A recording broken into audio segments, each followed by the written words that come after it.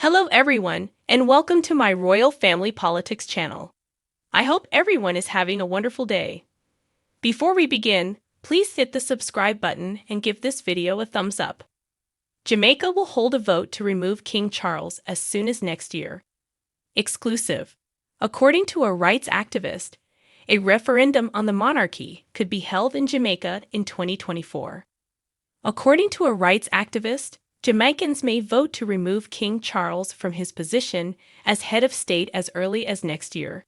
During the controversial royal's journey to the Caribbean in 2022, Andrew Holness, the Prime Minister of Jamaica, informed Prince William and Princess Kate that his nation wanted to achieve complete independence and handle the unresolved slavery issue.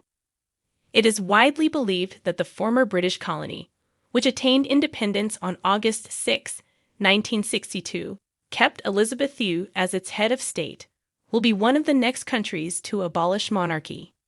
King Charles, who now serves as the head of state in 15 jurisdictions, is also projected to lose the support of the Bahamas, Antigua and Barbuda, St. Vincent and the Grenadines, Australia, and Belize. In order to facilitate Jamaica's transition, Mr. Holness declared the creation of a constitutional reform committee in March. A year earlier than some had anticipated, Jamaica's Minister for Legal and Constitutional Affairs, Marlene Malafou Fort, stated an urgent referendum might be held in 2024. However, rights activists claimed that despite the possibility of a referendum as early as next year, the Jamaican government is jeopardizing the vote by failing to specify who will succeed King Charles. According to Professor Rosalie Hamilton, co-chair of the advocacy group Advocates Network Jamaica for Governance and Human Rights, removing the institutional setup that we've inherited is as important, if not today even more important, than the king himself. We argue that the overly centralized governing system that silences the voice of the Jamaican people must be changed. We are in favor of a republic that would grant the Jamaican people sovereign power. The Prime Minister has the power to call an election at any time, she added, adding that he may wish to do this before the election or maybe during the election. Whether he will combine the election with the referendum is open for debate. These are the options we have. When questioned if her nation's administration is doing enough to build a republic, Mr. Holness has stated that it is a top priority. Professor Hamilton responded that the indicators are not particularly positive. She accused the government of rushing through a public survey that she claimed did not follow national norms and of failing to inform Jamaicans about who would succeed the king. The Constitutional Reform Committee, which has 14 members, has some not very knowledgeable members, according to Professor Hamilton. The Jamaican government has stated its desire to depose the king and install a president chosen by the Prime Minister after consultation with the opposition parties in lieu of the Governor General. However, according to Professor Hamilton, it is important for voters to be aware of the president's functions and duties. When the minister met with representatives of the Jamaican Advocates Network, she alleged that Ms. Malafou Fort failed to provide information. The monarchical arrangement that concentrates authority in the hands of the Prime Minister and Cabinet, according to her, must be ended because Jamaicans have waited too long. We want a more decentralized approach to governance where the Jamaican people have a say, stated Professor Hamilton. According to polls, more Jamaicans favor overthrowing the king. There is a commitment and an agreement, and Andrew Holness told Prince William that we are moving forward. What is unclear, in my opinion, is what exactly is meant by moving on. Are we going to keep using a broken governance system? Uncertainty over Charles' successor increases the possibility that disgruntled voters will choose the status quo. However, Professor Hamilton said this would be more of a reaction to government failure than a desire to maintain Charles. When asked why this moment is ideal for transition, Professor Hamilton responded, "Jamaica has seen 60 years of growth. As a young country, there were hopes and expectations that the people we elected would act morally. Jamaicans are quickly realizing that was an incorrect presumption. Most people no longer support the king. The majority of the older generation, who adored Queen Elizabeth II and grew up with her, is now retiring. The younger generation does not belong to that group. Many of them are even unaware of the identity of the king. If he is kept, it will be about keeping what they already know, which is that they know nothing about the king.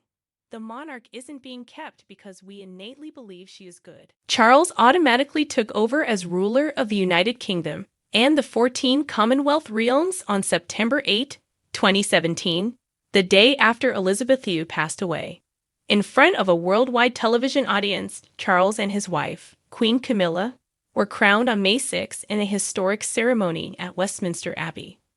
According to Professor Hamilton, the coronation had no impact on Jamaicans, but provided a further opportunity to discuss the possibility of the island becoming a republic. Some people found the opulence revolting because they felt it served as a constant reminder that the pomp, pageantry, and ritual we witnessed were carried out with the help of our ancestors' sweat, blood, and tears. We're referring to illicit wealth. There was nothing to rejoice or celebrate for many of us. Actually, it's just a slap in the face. Before King Charles' coronation, several royal watchers claimed that the Duchess of Sussex's presence, who is of mixed race, may have enhanced public opinions of the monarchy. Prince Harry went to the ceremony, but his spouse, Meghan Markle, stayed at home with their two children, Prince Archie Harrison and Princess Lilibet Diana, in the U.S. The very fact that she was left out just feeds into the narrative that the institution is racist, said Professor Hamilton. They are unable of managing their affection and respect for a family member. It merely supports existing opinions about the monarchy. This is only another proof. The royal family has faced criticism recently for its historical involvement with slavery, and Prince William expressed profound sorrow over it during a dinner while visiting Jamaica. He said it was disgusting and would forever stain our history. The UN has classified what happened as crimes against humanity, but the king has refused to acknowledge this. There has been no discussion of compensation, and there hasn't even been an apology, according to Professor Hamilton. Despite all of this, he said, it's just a slap in the face. Professor Hamilton said when asked if Charles could alter the royal family's wealth in Jamaica, if their intention is to maintain and enhance their fortunes through us, then we have no interest. Nobody desires to be a tool. What is on the table is a respectful relationship between the parties that acknowledges the harm done in the past and strives to make amends, make repairs, and provide reparatory justice. That must be a part of any credible engagement with the monarchy and the British government. According to some scholars, Jamaica's journey to republicanism may not be simple because of present legal and constitutional restrictions. According to Robert Hazel, professor of government and the Constitution at University College London, successive prime ministers of Jamaica, from both major political parties, have indicated a desire for the country to become a republic. However, changing the Jamaican constitution is incredibly challenging. A bill would need to be approved by a two-thirds majority in both houses of the Jamaican parliament in order to change the legislation concerning the crown and the head of state. This would be followed by a referendum. They are caught in a catch-22 because any amendment that tries to lower that bar would have to go through the same two-thirds vote and referendum procedure. According to Professor Hamilton, there is agreement among Jamaica's legislators. Nonetheless, the challenge at hand is educating Jamaicans about the proposals and the referendum process. The notion that we could alter the existing system without fully telling the Jamaican populace, she argued, was unacceptable. We'll observe the government's reaction. When asked how Jamaica becoming a republic may affect other Caribbean nations where King Charles is the head of state, Professor Hamilton responded, "More and more countries are moving away." According to polls by Lord Ashcroft, more people in 6 of the 14 Commonwealth realms have indicated that they would prefer a republic over a constitutional monarchy in a referendum held tomorrow. Results from Jamaica show that while 40% are in favor of the monarchy, 49% are in favor of a republic.